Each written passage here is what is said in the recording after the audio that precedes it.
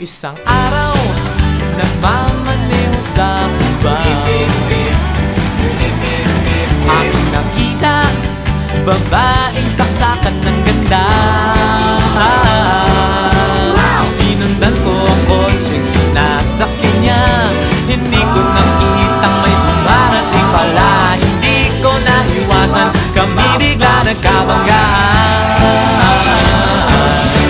Nung magkamalay, ay nasa ospital na ako.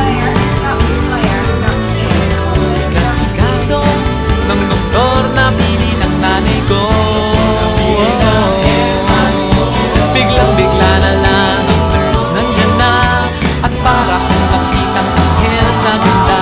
Kahit nagdidiliro, itong nasabi ko sa kanya.